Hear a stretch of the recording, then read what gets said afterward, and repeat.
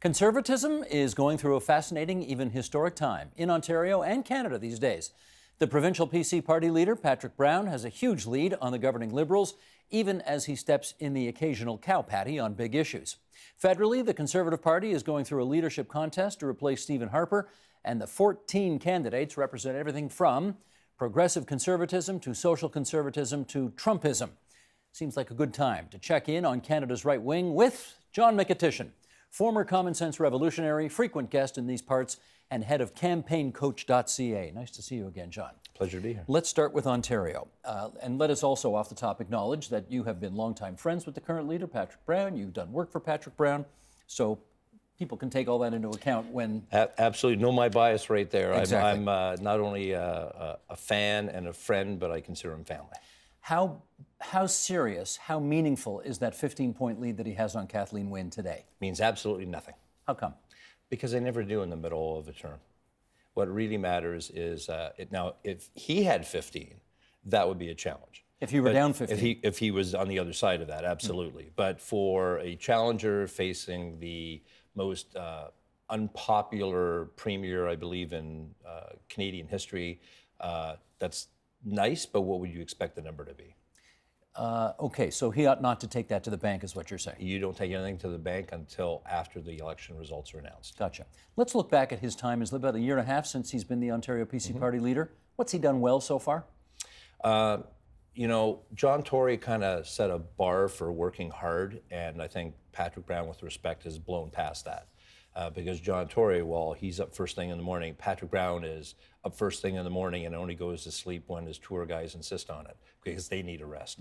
So he's hardworking. He's been raising money ridiculously. So I'll give you an example of that. The party that he inherited had a $5 million debt. And we have a lot of smart fundraisers and professional staff and a good group of volunteers at the PC Ontario Fund. But our leader did something novel. He came up with his own idea, his own personal fundraiser. And what that was he thought a reasonable amount of money for a fundraiser was $25,000. That somebody, a center of influence in any community, should be able to put together a room that would come up with $25,000 under our current donation limits. Yeah. So he took $25,000, divided $5 million by that amount, and I think the number is 238, or it might be 232, whatever the number is. He came up with his plan. So he's been, in addition to touring and meeting people and different groups in different communities across Ontario, every day he tries to have as many of these events as he can before the end of the year so that he can almost single-handedly, with the help of many others, pay off the party debt. Is that to say that with the new fundraising rules in place, that plan is now shot? It should be shot because the job should be done. So they're out of debt? Party should be out of debt? Should be. Okay. In your view... Now, having said that, there's always the myth of it, right? Because there's you pay off last campaign's debt, but then you have new operating, right? So it's like, you know, mortgage on a house and then you add a wing. It never ends. It never ends. Yeah. What's he not done well so far? Very little. But I guess the biggest thing would be, so far, people still don't know who he is, which again is not unusual for a leader who wants to be the next leader of a province or of the country 17 months out before the election. So that's not unusual, but he's been on the job, like you said, a year and a half. And he's impressed people by his work ethic, by his outreach efforts. He's got the biggest outreach group on staff and volunteers that the party's ever had. The same thing can be said for fundraising. So he's building the infrastructure. And another example would be nomination races. The other parties haven't started those yet. Not unusual, given how far out we are and that they have, certainly the government has many incumbents. But they've already had her scheduled by the end of this year to have completed the first 17 nomination races for the 2018 election run. Yeah. And that's smart and good for a couple reasons. One, he's developing bench strength on the ground because nothing works like self-motivation. So the reality is most campaigns in Canada, even with fixed election dates, haven't moved from the old days of not doing anything until the writs dropped. So for 4 years, political parties, by and large, didn't do a lot, and then they went crazy for the last month or three.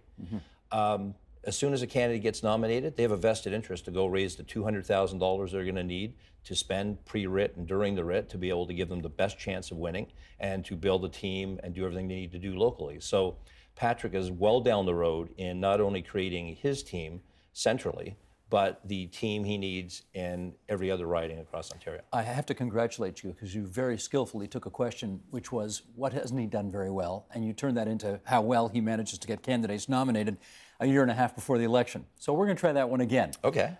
What hasn't he done well? Taking on that much this early for the first time isn't without its problems. For example? So, for example, I read with interest in the media yesterday that the first challenge to a nomination meeting has been tabled. Some people aren't happy. So under the party's constitution, any 10 members of the party who don't like something, by and large almost anything, can complain and launch an appeal with the central executive of the party. And my understanding is that's happened with the first nomination race result in the riding of Burlington.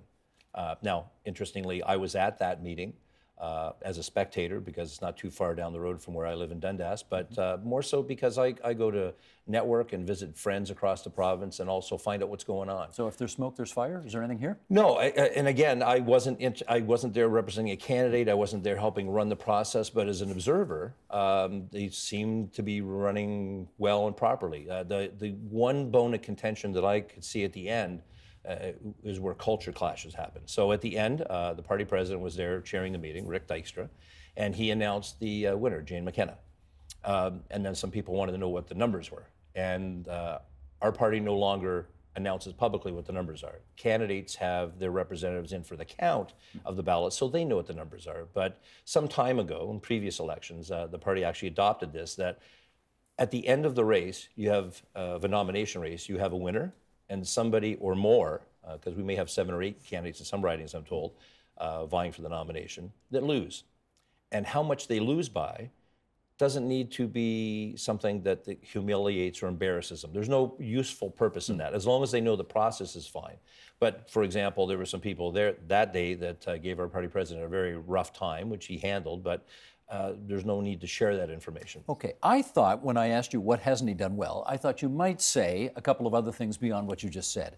For example, I thought you might say the sex ed flip-flop-flip was not good. I thought you might say it didn't look good for the party president to lose to a 19-year-old for the Niagara West Glanbrook PC nomination and then by-election. I thought you might say he seems to pick a fight with the mayor of Toronto, the former Ontario PC party leader, over polls.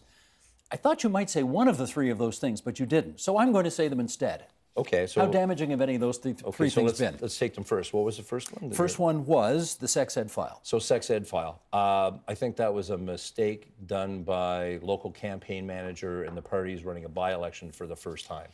And I think that wasn't Patrick. I think that was his support staff, volunteers and paid. Although he apologized for it, saying the buck stops with me. At the end of the day, no matter who you are in the party, the leader and the president of the party, they bear the brunt for everything, and the leader. And he did win.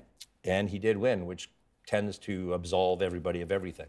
Okay. Winning is a great purifier. It sure is, isn't it?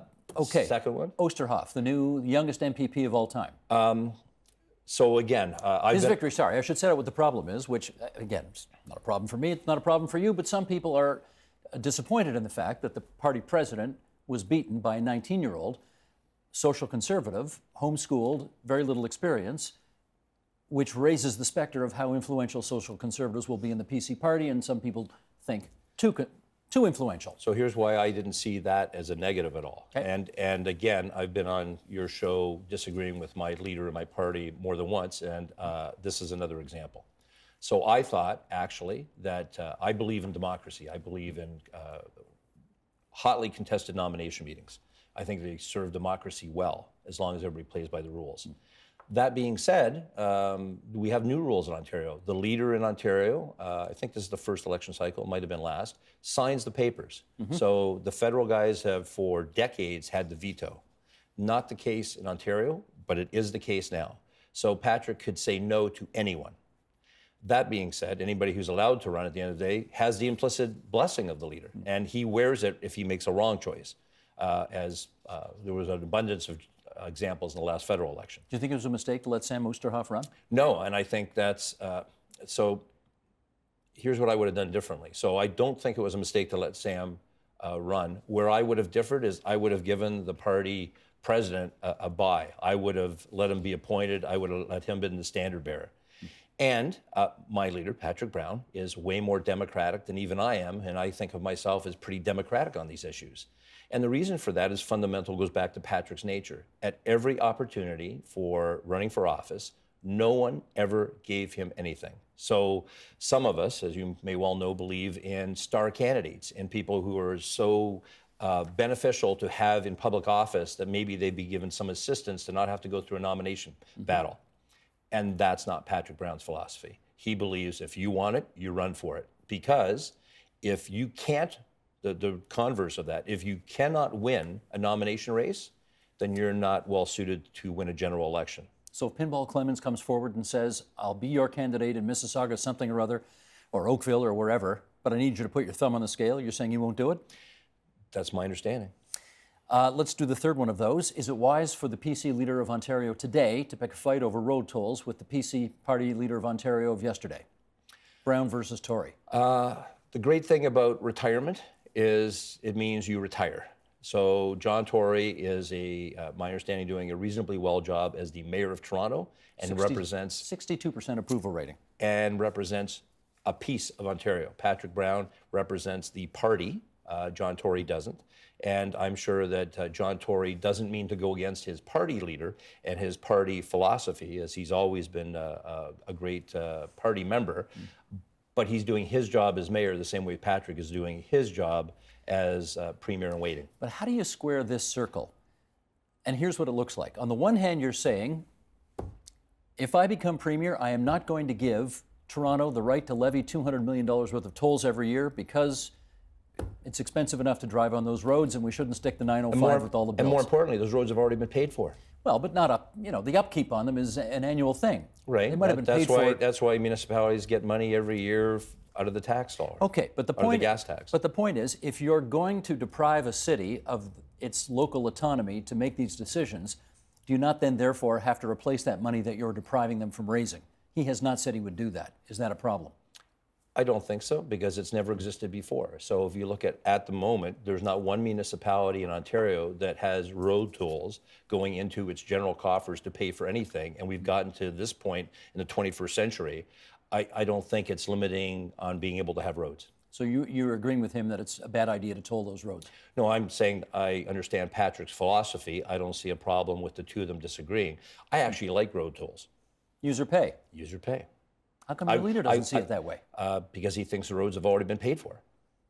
Yeah, but you don't pay for a road once. You got to upkeep it every year. It costs tens of millions of dollars to keep And these roads up. And they get money every year. Okay. The bigger issue would be is I wonder if the Toronto municipal government has been hiring the same paving companies that the premier has, that's being paid for 15-year roads not. that only delivers Lasts for 2-year 3. Yeah. asphalt. Okay, shall we move to the federal scene? Sure. Let's do that. How would you characterize the state of the federal Conservative Party leadership race so far? There's a race? Believe it or not, it's been going on for a long time. Well, I dare anybody in Canada, maybe even the candidates, to name the 14 registered candidates at this point in time. It's fascinating, it's enlightening, it's compelling if you're a political nerd, but it's crazy because nobody knows who the candidates are. I mean, if it was any more obscure, it'd be a Republican nomination meeting. Well, for president. There was one guy at the end of that process that actually came to the fore. We don't have to talk about that yet. Have you backed a candidate in this race? Not yet. Do you intend to? Depends, maybe. Who's impressed you so far? Well, who's impressed me so far? I think most of the people that would be on the short list. Kelly Leitch has actually impressed me because not necessarily for all of her policy positions, but everybody's talking about Kelly's policy positions. And the more that they do that without clearly defining how they're different, they create a bigger marketplace for her and for people who want to support what she stands for. So I think her team and she has been doing a brilliant job of staking out a place and staying there. So not flip-flopping like we've seen in many people who've been selected as leader in the past. Lisa Raitt. I think she's a late addition, just getting into the race now. She speaks for a constituency in the party that I think has been silent for a long time. And the problem with being silent for a long time, you don't know whether people have gone to sleep or waiting or they've left. So it'll be interesting to see the support that she gets. Maxime Bernier could not send out more emails if he tried. He's trying to do a campaign by policy. He's being very clear in rolling out policy after policy after policy. I think he's the acknowledged front runner with most people. And then there's the wild card. Who's the wild card? Well, that would be a candidate who's not in the race yet. Kevin O'Leary. Yeah. The so-called Donald Trump of the Canadian race, potentially. Well, I don't think anybody should give him that big a compliment at this point in time, because he's certainly a public figure and certainly somebody who people like or dislike, but certainly the media would all love him because then they would find the race interesting. And the same way now that when you say 14 candidates that are already filed and running for candidates for the leadership of the Conservative Party of Canada, the reality is Kelly and maybe one or two other names are out there on people who are paying attention. So O'Leary would upend that ship and not only have all of those people know who he is, but he is the one person who, at this point in time, would be seen as a potential catalyst to bring in many, many new members. Do you have any idea what's he doing right now? My understanding from friends that he's talked to is that he's seriously considering it. So maybe 6 months ago, and maybe in the 6 months since, there's been this open question: is he serious or is he playing? It sounds like he's seriously considering it. I don't know what his ultimate decision would be, although a good friend of mine says it's a 90% chance that he believes that O'Leary will be in before the end of the year. In before the end of the year? Yeah. Well, the end of the year is the deadline for getting in the race at all. So it's a reasonable time frame. Gotcha. Let me just sort of, because you're right, 14 people, and I'm not sure anybody knows, in what buckets all these people are running. So let me try and see if I can figure this out, and you tell me where I'm missing here. It looks to me like there's a bunch of people who are running under the sort of moderate, progressive, conservative banner. Put Michael Chong, Lisa Raitt, maybe Aaron O'Toole in that category. You got social conservatives like Andrew Scheer and Brad Trost who are running. You got libertarians like Max Bernier. And you've got, for lack of a better expression, Trumpists. I'll call them Trumpists, like Kelly Leitch would be in that category. Based on his appearance at that protest in Alberta, I'd put Chris Alexander maybe in that category. Am I missing anything here? No. That's basically handicapping the race like that? Sure. So there's, if you like... New names, but I've been involved in politics for a while within the party, and the reality is left wing, right wing, red Tory, blue Tory, it's the same dynamics regardless of the label. Exactly. So I'm saying there's basically four different buckets here that people are in. Have you come to a conclusion about what kind of conservatism is right for this time for your party? No. Has anybody, do you think? No. What are they waiting for? The winner. No, it becomes an interesting challenge, right? So I've done, ironically, as part of my resume, is I've done more leadership work and more leadership research than probably anybody else in Canada. And it's always fascinating because people inside of the party are driven by three things. They want change internally from the way the party is run. Mm-hmm. They want people that they can feel comfortable with and rely on. And then there's a group of people that are looking for the winner. Those are the big dynamics. So I'm going to suggest to you that one of the reasons that the big names aren't in this race at all are because some people made an assessment that nobody is going to beat the current prime minister, that the next general election is his, and he's only beatable on his second run. So for those people who've made that calculus and sitting this one out, the question then becomes, for everyone who is entering it, are they playing to be there for 4 years and then be replaced by another leadership, which is certainly the plan or thoughts for some of the people sitting it out, or are they playing to win? And are they playing to win in 1 or 2 elections? But certainly I think anybody going for the job this time knows that it may not be an easy thing to defeat Trudeau. Might be a 10-year project. That they're taking on at least as a 10-year project with the hope to win and then govern for 10 years. So this is depending on the calculus, a 15 to 20-year program, unless you do horribly poorly in the next general election. Let's talk a bit about Kelly Leitch, because I think you're right. I think she has sort of been the candidate that most people have heard of and have put the spotlight on. I'm not sure for the best reasons, though. It's true that she's certainly occupied most of the oxygen in the race, but it's mostly because people have been running to criticize her ideas. A lot of people don't like the values test for immigrants, this notion about women carrying pepper spray and mace now, that ought to be legalized. Never mind privatizing the CBC or selling the CBC. The word she used was dismantling the CBC, which seemed to have added vigor in it. Is that the face or the brand of the Conservative Party in 2017 that you think the party wants to project? I don't know, and I think nobody knows, and I think we'll find out on Election Day. I know all that, but if the complaint about Harper was he's too sour, he's too dour, right.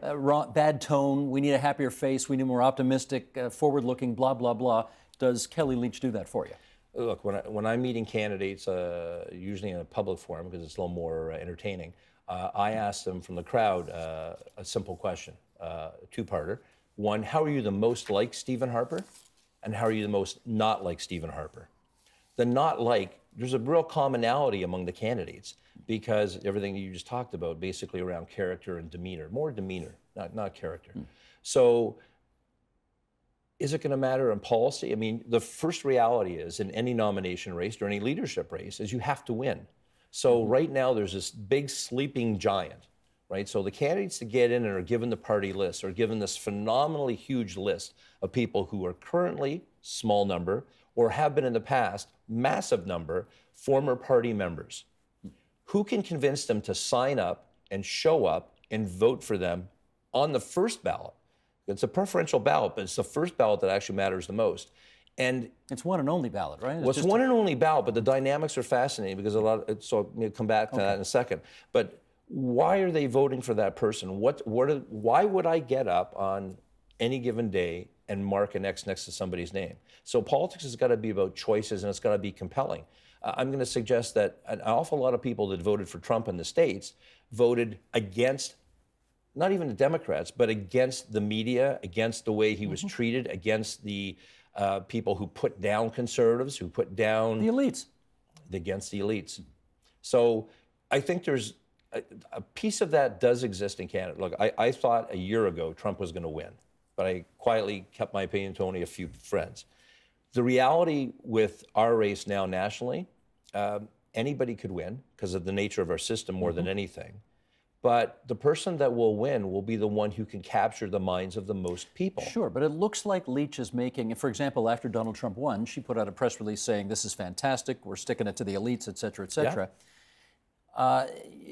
The conventional wisdom in Canada would be you don't wrap yourself in the American flag by attaching yourself too closely, particularly to a candidate who was as toxic with so many Canadians as Donald Trump. She's clearly rejecting that advice. And what we're going to find out with the Canadian media elite will be whether or not they're smarter than their 20 times larger U.S. counterpart that were completely they were all wrong.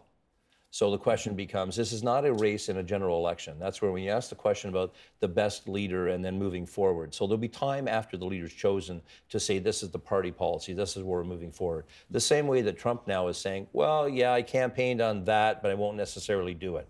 There's a whole different reality once you become the leader. But right now, what people are looking for is, why do I want to spend money, become a party member, or if I already am one, who do I want to vote for? What would be the reason that you would get my vote? Is it because you're the winner? Is it because I like you? Or is it because of some other reason? And I'm going to suggest right now, there's virtually nobody that is supporting any candidate at this point in time because they believe or have a sense that their candidate will win. It's just way too early for that, to even the people on campaigns to believe that.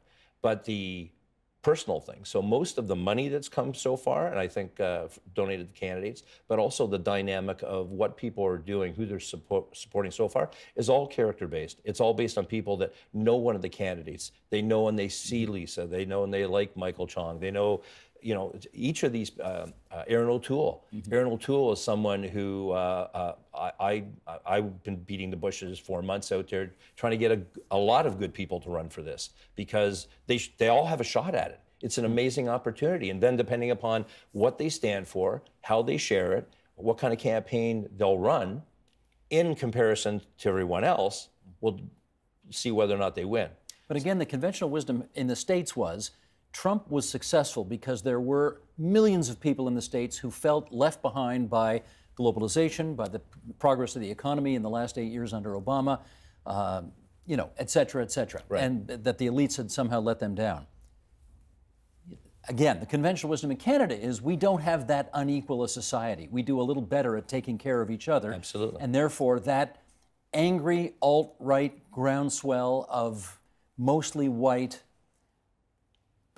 rural, exurban anger doesn't exist here, So let me, or not in as big a number. so if I can be bold to ask you a question. Go ahead. Take the group you just defined. What percentage do you think they represent of Canadian society? I have no idea. 1%, 2%, 3%? If it was any one of those numbers, that would already be vastly more people that are going to participate in the leadership selection. So if a chunk of those people can be so motivated, and I'm going to suggest that some of those people may already be party members. So if you're someone who's a party member and you don't think you weren't a Harper fan, or you were a Harper fan, but you think you were terribly let down by him and his team in the last term of office, and you're looking for somebody who's going to be clearer in their messaging and more forthright in what they stand for, and you too are maybe emboldened a little bit by what happened south of the border, and you're just a little tired of listening to some members of the media talk down their noses at you for having your conservative opinion, like we're second-class citizens. So that could be appealing. Yeah, absolutely. Well, in which case, let me ask you this. Okay. There are two candidates in particular who are railing against the elites right now, as we broadly defined them. Right. Kelly Leitch and Chris Alexander. Kelly Leitch is from what I've heard, tremendous pediatric surgeon. She is a former cabinet minister. She's got university degrees coming out the yin-yang. Chris Alexander is a former diplomat. He's a former ambassador. He's a former cabinet minister. Do you find anything odd about these two people who are clearly, among the 1% of elites in this country running such anti-elitist, populist, hardcore campaigns? Well, for starters, let's go the day before the leadership started. And within the party, both of those people would be great examples of people who would be considered red Tories. Well, they were anyway. So the traditional logic, the wisdom of political sages is always that in the Canadian system, Conservatives run to the right, Liberals run to the left. And then you run to the center in general campaigns. Same thing in the States for their parties. So if you are already known and have a constituency among one wing of the party, it would make sense that you would then run towards the other one to broaden your base. Except that you run the risk of completely alienating the red Tories that you were with in the first place, who cannot believe some of the stuff they're hearing coming out of these two candidates' mouths. Always a risk. Campaigns are about risks. Leaderships are about risk. Being a leader is about risk, and making bold moves is the only way in the Game of Thrones that you get to sit on. Okay, let's finish up on this then. Not all 14 are going to make it to the finish line. No. Give me the top 5 who you think once January comes and everybody's into the race, who's the top 5 going to be in? Oh, geez, you're going to put me on a spot. Totally. Wright, Leitch, Leitch, Aaron O'Toole? O'Toole, Maxime Bernier, who I think is the front runner currently, and I'm not sure if I had a fifth. You got a fifth? Thought I had a fifth. Scheer? Oh, sorry, Scheer, who I met Andrew yesterday Scheer. for the first time. And there's an example of a guy who... He's a former speaker in the last parliament. I have to tell you that in a world of being different from the last leader of the party, he is absolutely there in tone and character. But he's so there in tone and character that I listened to him, and at the end of it, I said to myself, does he have what it takes to be tough enough to be a leader of a party and tough enough to run a campaign to take out the current prime minister? So nicer tone than Harper, but maybe not tough enough. To get the job done. That's the question you're asking. Do you have any idea who's going to win this thing? Absolutely none. Do you have any preference at this point? Nope. in which case we better talk Well, no, I again. have a preference. The preference would be the best person to lead the party. And I actually believe in the democratic process that it does weed people out. It does sort itself out. And if I can go to, I said the preferential ballot mattered. Here's the crazy thing, the theory, because I know there's some people, especially wasting a lot of money federally trying to Just explain this. You vote once, but you rank your choices. In Canada, we have a tradition of no matter how many people are on the ballot, you put an X next to the person you like, and those are counted. And whoever gets the most votes wins. Even if it's not more than half the votes in the riding. Even if it's 10%. Yeah. Which is the usual municipal calculus. And then you get into the whole turnout factor, which lowers the number more, depending on what you want to compare it to. So in this situation, we have a different system, and we're using that in our nomination meetings as well. So you, instead of an X, you put down a 1 for your first choice, a 2 for your second choice, a 3 for your third, and so on. The problem with that is twofold. One, if there is no winner on first ballot, the person with the lowest number of ballots is eliminated, and then you take their ballots and you look at them and you redistribute them based on the second choices. So we've done this a couple of times, and we've done them in leaderships in Canada.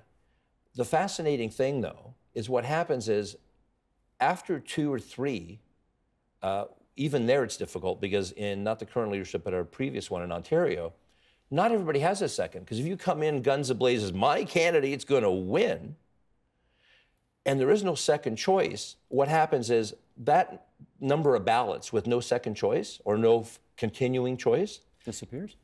gets taken out of the total. Yeah. So with 14 people coming in, you talked about baskets of supporters. What could be phenomenal to watch, and as an academic perspective, I'm fascinated by this. You could have someone enter who does strong on first ballot, that doesn't have a lot of second choice support, that still wins because as all the other candidates drop off and they're redistributed, they don't make it to another choice. But there's no perfect process for picking a leader. Never is. I just know that there's a more exciting process, which is a delegated convention, which everybody doesn't want to do anymore, which is a shame, because they were the best. They were a lot of fun. They sure were. They were a lot of fun. John, good to see you again. Thanks for doing this. My pleasure. That's John Mykytyshyn, campaigncoach.ca, the president of the Bradgate Research Group. Help TVO create a better world through the power of learning. Visit TVO.org and make a tax-deductible donation today.